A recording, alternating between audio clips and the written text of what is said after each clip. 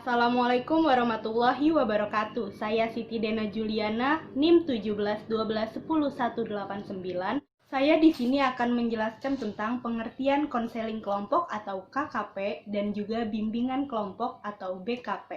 Nah, yang pertama ada layanan konseling kelompok, yaitu layanan yang memungkinkan peserta didik memperoleh kesempatan untuk pembahasan dan pengentasan permasalahan pribadi melalui dinamika kelompok dengan tujuan agar peserta didik dapat memperoleh kesempatan untuk pembahasan dan pengentasan permasalahan pribadi melalui dinamika kelompok. Selanjutnya yaitu layanan bimbingan kelompok.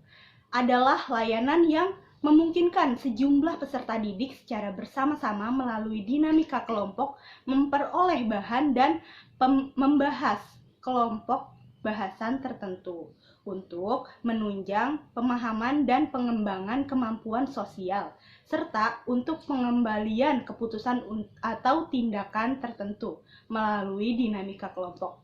Nah, dengan tujuan agar peserta didik dapat memperoleh bahan dan membahas pokok bahasan atau topik. Nah, untuk menunjang permasalahan dan pengembangan kemampuan sosial serta untuk pengambilan keputusan atau tindakan tertentu melalui dinamika kelompok tersebut. Selanjutnya ada tujuan konseling kelompok dan tujuan bimbingan kelompok.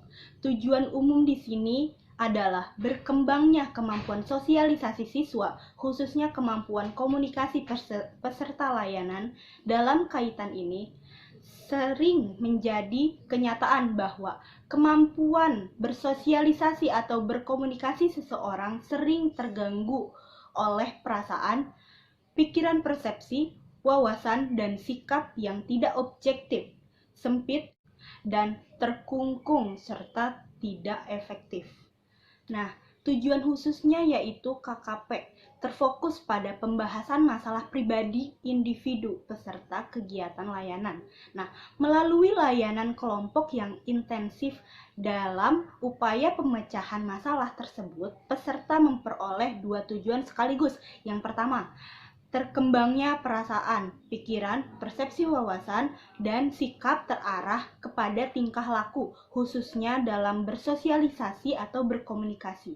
Yang kedua, ada terpecahkannya masalah individu yang bersangkutan dan diperolehnya imbasan pemecahan masalah tersebut bagi individu-individu lain layanan KKP tersebut.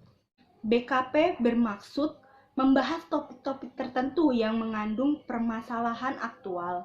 Melalui dinamika kelompok yang intensif, pembahasan topik-topik itu mendorong pengembangan perasaan, pikiran, persepsi, wawasan, dan sikap yang menunjang diwujudkannya tingkah laku yang lebih efektif.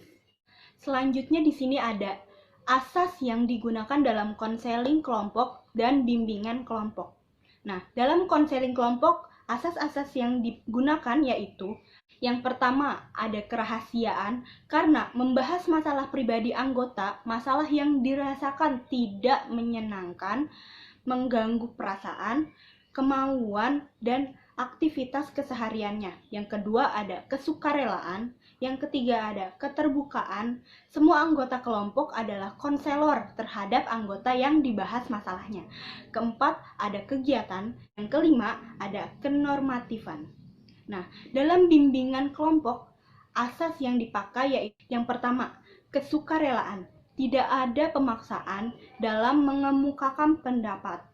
Yang kedua, ada keterbukaan, adalah keterus-terangan dalam memberikan pendapat. Yang ketiga, ada kegiatan, partisipasi semua anggota kelompok dalam mengemukakan pendapat sehingga cepat tercapainya tujuan bimbingan kelompok. Yang keempat, ada kenormatifan, aturan dalam menyampaikan ide dan gagasan, hendaknya dengan baik, benar, gaya bahasa yang menyenangkan, tidak menyalahkan anggota kelompok. Dan yang terakhir ada kerahasiaan. Ini terakhir karena topik pokok bahasan bersifat umum. Nah, selanjutnya ada komponen konseling kelompok dan bimbingan kelompok. Berikut komponen-komponennya. Yang pertama, pemimpin kelompok. Pemimpin kelompok adalah konselor yang terlatih dan berwenang menyelenggarakan praktik konseling profesional. Nah, dalam KKP dan BKP, tugas PK yaitu pemimpin kelompok adalah memimpin kelompok yang bernuansa layanan konseling melalui bahasa konseling untuk mencapai tujuan-tujuan konseling secara khusus. PK diwajibkan menghidupkan dinamika kelompok di antara semua peserta sintensif mungkin yang mengarahkan kepada pencapaian tujuan-tujuan umum dan khusus tersebut di atas. Yang kedua, ada anggota kelompok. Tidak semua kumpulan orang atau individu dapat dijadikan anggota KKP atau BKP. Untuk terselenggaranya KKP atau BKP, seorang konselor perlu membentuk kumpulan individu menjadi sebuah kelompok di mana di dalam suatu kelompok besarnya kelompok dibatasi. Nah, besarnya kelompok atau jumlah anggota kelompok dan homogenitas atau heterogenitas anggota kelompok dapat mempengaruhi kinerja kelompok. Terima kasih telah menyimak video dari saya. Kurang lebihnya mohon maaf. Assalamualaikum warahmatullahi wabarakatuh.